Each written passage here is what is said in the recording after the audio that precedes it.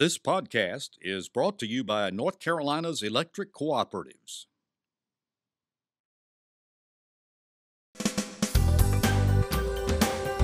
This is NC Spin, an unrehearsed discussion on issues of interest to North Carolinians. Now, here is your moderator, Tom Campbell. Well, we thank you for watching this week's NC Spin. Hopefully you've caught your breath during the Labor Day holiday because we've got what's shaping up to be a busy and interesting fall. It begins with November's midterms elections that are bathed in controversy and court fights. We also want to examine why our teachers say their situations are unacceptable and what can be done about it. If there's time, we want to talk about privatizing liquor sales in our state, but you can be sure we'll ask the panel to tell us something we don't know. Joining our panel this week are Becki Gray, Vice President of the John Locke Foundation, Chris Fitzsimon, our Senior Political Analyst, John Hood, Syndicated columnist and author, and Brad Crone, Political and Communications Consultant. We begin our uninterrupted debate after these brief messages from our underwriters. From treating the newest member of your family to helping a loved one make end-of-life decisions, your family physician is with you every step, for every stage of life, for every member of your family. Despite a healthcare landscape fraught with potential landmines, family physicians across North Carolina are providing you a lifetime of committed, dependable medical care. Family Physicians, your trusted healthcare advisor for life. Production underwriting support provided in part by the more than 65,000 members of the North Carolina Retired Governmental Employees Association. Agriculture. It's North Carolina's #1 economic driver. It puts people to work. It powers our economy. And as agriculture grows, so does our quality of life. North Carolina Farm Bureau is proud to support agriculture and our farmers because agriculture connects us all. This is a special show for us here on NC Spin. It was September 8th of 1998 when we first started this program. We are 1,034 shows into it, and this marks the 20th anniversary of the beginning of NC Spin, and we thank you all for watching, and we thank our panel for being part of it. Let's get started. The 2018 midterm elections are different from many previous years because even though we won't have major statewide races, there are some on the ballot. We'll be voting for appellate court judges and their 6 constitutional amendments. But everybody agrees this election is going to be different because of all the court battles and controversy that have led up to the November 6th vote. Brad Crone, is there any evidence at all that the fights between the governor and the legislature and the coverage about the court battles are stirring up any interest in this election? Well, I think it intensifies the base for both sides, Democrats and Republicans. Tom, all the polling data that I've seen throughout the month of August and into early September shows clearly their pocket waves in Mecklenburg County, Guilford County, and Wake County. Ripples everywhere else. Just last week, I saw some polling data in from Harnett County, though. It was the first time I've seen in a rural county where unaffiliated voters have dropped below 50% for Donald Trump. So there may be some cracks in that armor in the wraparound counties in our major metro markets. Well, that's interesting because Civitas had a poll that they released during the month of August in which they said that, of course, unaffiliated voters now, it was all about unaffiliated voters. Unaffiliateds now outnumber Republicans, and it says that the unaffiliateds lean more toward Democratic candidates in both legislative, judicial, and congressional seats, but they're still pretty high undecideds here. Any reaction to that poll, Becki? I'm sure you looked at it. I did, actually, and I attended the presentation of the poll and the comments from the Republican Party and the Democrat Party, so it was a really interesting discussion on unaffiliated voters. And, you know, my takeaway from it is we're still trying to figure out who these people are and who they vote for. And I think that's the big question. I mean, for political consultants and people who are working on these things 24 hours a day during these elections to try to figure out who's going to be voting and what voters want to hear, I think the big question is, who are these guys and what do they want? Well, so what are the issues, Chris? Well, I think it depends on the race you're talking about, but I do think there's an overarching issue, and it's Donald Trump on the ballot. I think that has energized the people who don't support him in the Democratic Party. It's alienated some Republicans who probably aren't as thrilled with their national party. It's interesting, the Civitas poll the month before had the generic ballot in North Carolina. I think it was 8 or 9 points favoring the Democrats. When you get up to close to double digits on any generic ballot question, the national generic ballot question for Congress is very similar. We've been talking about whether or not there'll be a blue wave or whether or not it'll be a typical mid-year election where the out-of-power party, which is the Democrats, will do better. I think the question now is the size, which is the whole question, the size of the Democratic gains both in North Carolina and around the country. John, you agree with that? You think there's going to be a blue wave? I mean, we've talked about that all year. It would be truly surprising if the Democrats didn't make substantial gains, because that almost always happens for the party out of the White House during a midterm election. Not always, but almost always. And the exceptions are usually odd situations like 2002, when the Republicans were in the White House. They didn't make significant losses in 2002 because it was a wartime election. It was a little bit different. So in general, it would really be malpractice if the Democrats didn't make gains. As Chris is getting at, the question is, for example, in North Carolina context, are we talking about one Republican congressional incumbent losing or multiple incumbents? In the legislature, are we talking about the Democrats taking away the supermajority from the Republicans, but the Republicans still remaining in the House a majority and in the Senate a majority? Or are we talking about potentially one of the chambers flipping to the Democrats? That's the dispute not so much a dispute, that's the range of possibilities that are currently before us. Brad, this sort of reminds me of 2010. It does. When Democrats were in charge of the legislature, had control of the state, and we started feeling that there were some little pockets of unrest throughout. Now, the question is there enough unrest for the Democrats in North Carolina to flip the House, or if they don't flip the House, at least defeat that veto-proof majority in the House? It's very similar to 2010. It was the second week of October in 2010 before we actually saw the tidal wave coming. It may take that long in this process, Tom. The Democrats do pick up. They break the supermajority. They're going to get real close. They are going to get very close in the state House, probably above 55 seats. You could have a situation where you have 58, 59 seats for the Democrats in the state legislature. Which defeats the veto-proof majority. And it makes governing much more interesting because it brings viability into the governor's position. On the state Senate side, probably 5 seats for the Democrats to pick up there. Not enough, though, to make a difference on the veto-proof? They will break the veto-proof margin in the state Senate and close the ranks. So that will be interesting. I don't think Governor Cooper becomes a player in that scenario. Absolutely. Right now, he vetoes bills, and the General Assembly comes right back and overrides that veto with no Democratic votes at all. I mean, what we've seen before, when Republicans had a majority and Democrat Beverly Perdue, there were enough moderate Democrats in the body at that time that they would side with the Republicans. But what I've seen in the time between that is the Democratic caucus has become more to the left, less likely to have those stepovers. Many of those moderate Democrats are no longer in the General Assembly. So as Brad points out, if this happens, it really is a whole new ball game, and things do get quite interesting. Been some interesting developments in this election cycle so far. WRAL-TV did a story a week or so ago in which they said that 2 Georgia executives, Chris, donated over $87,000 to the GOP legislators and leaderships the week before the session started. It was $1 million that was given to legislators the week before the session. Your reaction to that? Well, my reaction is that big money still plays a big role in our elections, and I don't think it took a pretty intense investigation to figure all this out. I'm glad WRAL did it. I think everybody should do it. I think we need to know who's giving our lawmakers money. It does a little bit, the idea you can't give legislators, they can't fundraise during the session, so what it does is it puts it all right before the session. I think the voters and everybody needs to know more about who's giving money. I was getting ready to say, John, 2 of the ones that they brought out were the fact that the beer distributors gave a lot of money prior to the session started, which might explain why the craft brewers didn't get anywhere in trying to start their own distribution systems. And then the hog farmers gave a lot, and processing companies gave a lot to Speaker Moore in the House and so forth like that, which might explain why the legislation went the way.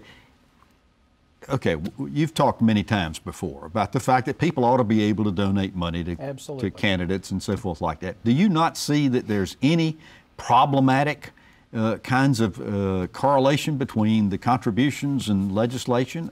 Oh, I would certainly agree that we should exclude all labor unions from ever giving to any candidate. All they're going to do is cause trouble. I'll make a note of that. And if they support a candidate, the candidate's going to do what the labor union wants. It'll be bad for North Carolina. So I would block. Now, of course, I'm being facetious. The point here is, in a free society, people get to support who they wish.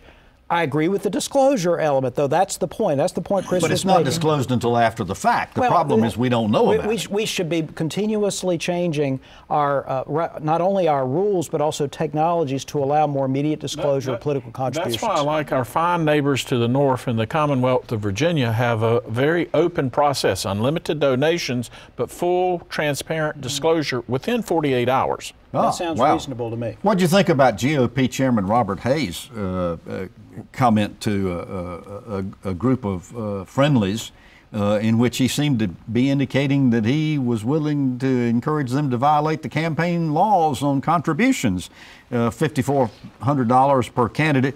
He said donors could just put money in an envelope and give it to friends. Well, I'm not familiar with those comments. I have not seen those comments, but I will tell you this. Help me explain it, because I read the story several times. It had to do with the fact that party caucuses can raise larger sums of money. Sure. He was making statements about how that money would be steered. That was the part that was questionable. And what they said after the fact is he was actually talking about a committee that hadn't been set up yet, where his comments wouldn't be problematic, but it hadn't been set up. He didn't come back and clean them up. Well, no, they did. They did announce a statement afterwards explaining what he was trying to say. All right. Let's talk specifically about some of the races that are generating any interest in this. The congressional races, Chris, I guess the two that have gotten the most attention so far are the Mark Harris-Dan McCready election in the 9th Congressional District. Harris supposedly is ahead. McCready is supposedly ahead both in fundraising and so far as the polls. And remember, this is where the incumbent was defeated by Mark Harris. Robert Pittenger was the incumbent congressman, and Mark Harris defeated him. He's a very conservative evangelical minister. Some of his past comments and his sermons have become issues in the race. Dan McCready, a military veteran, is running as a very centrist Democrat. It's not surprising to me that this would be close. It's also not surprising, given the current political climate, that he would be slightly ahead. Becki, the George Holding and Linda Coleman race in the 2nd District. We talked a couple of weeks ago about the fact that Holding put out a notice to his supporters saying that she was ahead 3 points in his internal polling. Is that for real? And if so, is it something that he should be worried about? Well, I'm not privy to Congressman Holding's internal polling. Let me make that clear. But, maybe he certainly is using that as a fundraising thing. I mean, that's what we're hearing. I mean, this is another competitive race. What we're seeing with that particular race is there's a lot of interest in Harnett County and some of the others that Brad has pointed out, where any Democrat effort, any effort to get out the Democratic vote is going to help all of the Democratic candidates. Linda Coleman is also someone who has run for statewide races. She has run for local. People know that name. They voted for her before. She's a very competitive candidate. But don't forget, George Holding in the past races, I think this is his 3rd. In his previous 2 races, he's won by, I think, 57-58% of the vote. At the end of the race. Well, 538 says that there's an 87% chance he's going to get reelected. Brad, so far as the Supreme Court race, which has just been ever-changing and very interesting, you got 3 candidates in there running for that court seat. Incumbent Barbara Jackson, Chris Anglin, who is recently registered as a Republican, and Anita Earls, the Democrat. Handicap that one for me. Odds on would be for the incumbent. The Justice Jackson, former clerk for Burley Mitchell, is drawing a lot of support all across the state from legal analysts and the legal community. But this is not your regular average election, and Anita Earls has been able to build momentum. So it is a toss-up at this point in time. I think, too, that there's a real interest, or there should be a real interest in these judicial races, given all of the lawsuits that we've seen. You know, Governor Cooper has sued the General Assembly, you know, over and over and over again. It's been in the news. We've talked about it on this show. I think if ever, in my opinion, then everyone's aware of it, of course.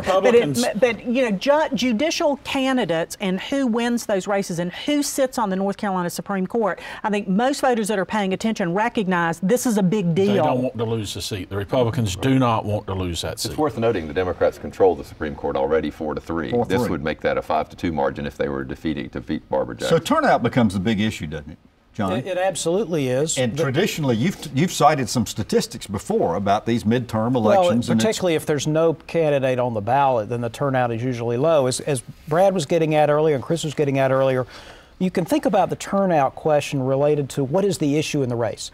For Democrats, you can make a list, but it's basically Donald Trump.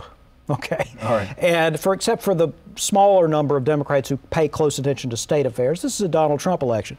But the Republicans have an argument too, and there is at least a chance they will turn their voters out on the economy, which they're going to take credit for, and for conservative voters in a midterm election, reminding them that the judicial picks have been good from the Republican perspective. Republican policies have been enacted in Washington and in Raleigh. So the Republicans have ammunition to fire as well. Let me transition to another subject, because Labor Day is also the official beginning of school, even though many of our school children have been back in school since before Labor Day.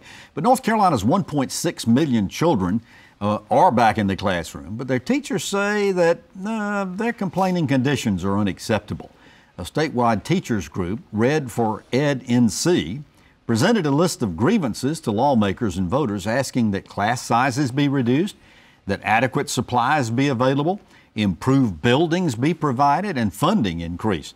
Now, the lawmakers say the teacher pay and education expenditures have increased every year, and this group isn't sharing all the facts accurately. Teachers and supporters say that when adjusted for the inflation, the amount of funding is less than it was in 2000. Becki Gray, many of it are not familiar with this group, Red for Ed NC. What can you tell us about it? Well, we don't know a whole lot. First of all, they don't represent all of the teachers across North Carolina. This is a group that popped up after the first day of session teacher protest that we had. That was the first that we heard about them. Yeah, back in May. So it's relatively new.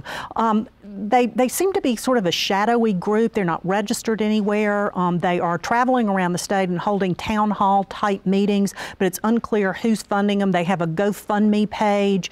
The things that they're complaining about, the things that you listed, interestingly enough, there was a 2018 working conditions survey that is conducted on a regular basis for teachers across North Carolina. And the things that this group is complaining about, the teacher survey shows us that teachers are in well over 80% are very pleased with their working environment, with supplies, with the buildings that they're in. So this group seems to be a small kind of shadowy group that is trying to influence the election. But the people in this group, Brad, say that this survey, this worker survey, climate survey, wasn't really accurate, because it did not specifically say, are we talking working conditions in your local school, in your school district, or across the state of North Carolina? So they said that the readout on these statistics might be a little misleading. Well, when we hear dialogue about that too, where and how is the money being appropriated and spent in our education system?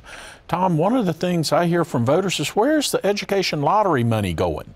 I mean, we talk about the need for new school buildings. We talk about the critical need for technology and supplies in our school. And the voters will sit around the table in focus groups and say, where's the education lottery money going? And it's a really valid question. It is a valid question. Chris, a lot of the critics of this group say that it's a little more than a shell group for NEA or NCAE, what they call teachers' unions. Organizers say that many of their members are, in fact, members of NCAE, but this is an organic grassroots effort. Does that impact their message? I don't think to the average person it impacts their message. It does it to us and to the politicos in Raleigh. and across North Carolina. But it is true that we spend less per capita on education than we did before the Great Recession. It is true that the difference between the average salary in North Carolina that's and adjusted for inflation. Right, of course. That's the only way you can measure it, and the best way to measure it. And it is also true that the difference between the average teacher salary in North Carolina and the national average is 16%, which is what it was 10 years ago, 8 years ago. It's true that we fund supplies less. All these things are true. Now, you can argue Republicans have spent more money, but we're still not spending it to the level that we used to be when you take inflation into account. And teachers, I think, do have a legitimate gripe about their classrooms. We've had Republican legislators stand up on the floor of the state Senate, especially, and say our school buildings are crumbling in our rural areas. Harry Brown has tried many times to get more money for schools, and that hasn't happened for school construction. So some of these are valid. They're supported by Republicans themselves. John, I think one of the criticisms that they make that most people can agree with, and that is requesting more transparency from the legislature, that they be included in some of the discussions that are taking place so far as education and bills that are going to be passed. Would you agree with that? If the North Carolina Association of Educators, I guess, is too moderate, it's too squishy, and this new group has to come out and be the real voice for the. Of course, we want more transparency. They don't really want transparency. They want to be obeyed. They want to issue directives and have them be acted on by the legislature. It's not about transparency. It's about compliance. There was an interesting Civitas news story a couple of weeks ago when it was talking about spending for education, because that seems to be where we end up with a lot of this. It quoted a Bellwether Education Partnership report that said that a lot of the increased spending dollars in education go to benefits. For instance, in 2005, 11.9% of Wake County School District spending was devoted to cost of benefits. In 2014, it had gone up to 18.6%. How big a problem is that, Chris? That's the rising cost of doing business, increased pay for bus drivers, healthcare cost. So it is a huge factor. And of course, it doesn't make schools any different from lots of other employers for whom that is also the case. Absolutely. Right. And the baseline, I think Chris is absolutely right.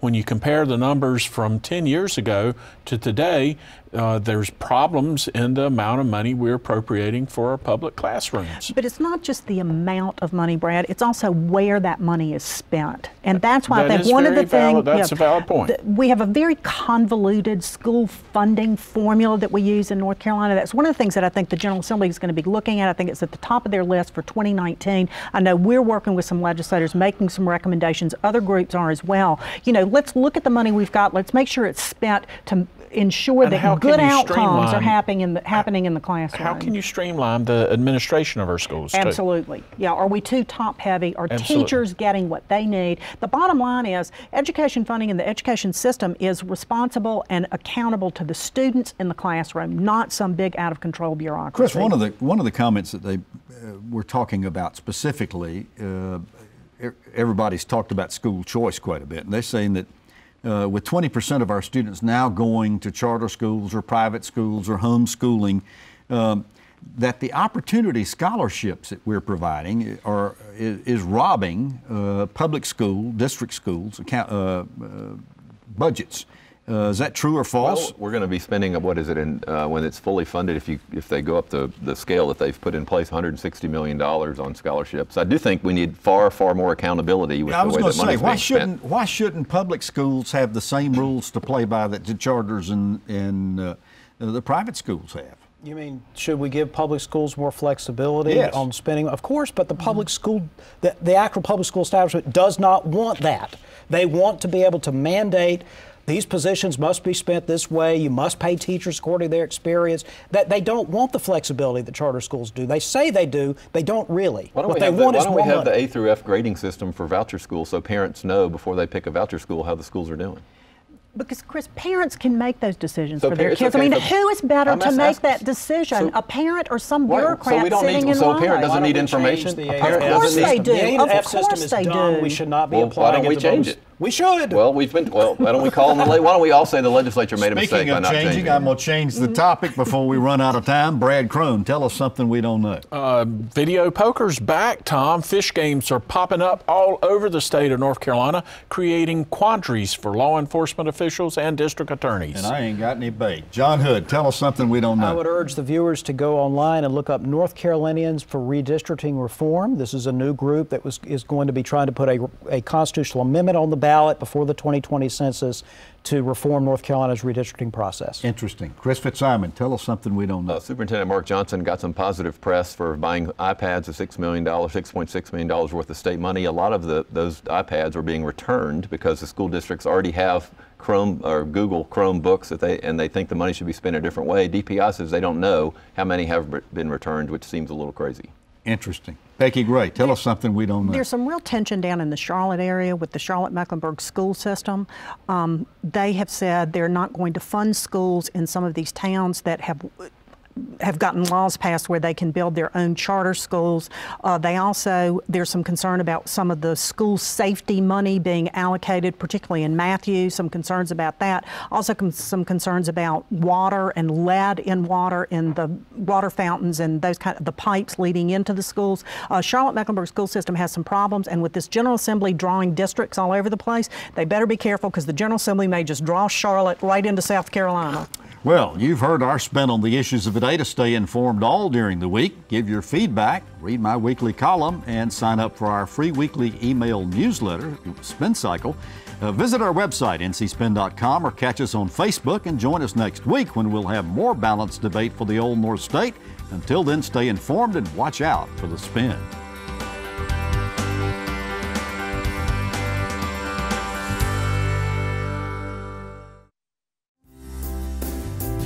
From treating the newest member of your family to helping a loved one make end-of-life decisions, your family physician is with you every step, for every stage of life, for every member of your family. Despite a healthcare landscape fraught with potential landmines, family physicians across North Carolina are providing you a lifetime of committed, dependable medical care. Family Physicians, your trusted healthcare advisor for life. Production underwriting support provided in part by the more than 65,000 members of the North Carolina Retired Governmental Employees Association. Agriculture. It's North Carolina's #1 economic driver. It puts people to work. It powers our economy. And as agriculture grows, so does our quality of life. North Carolina Farm Bureau is proud to support agriculture and our farmers.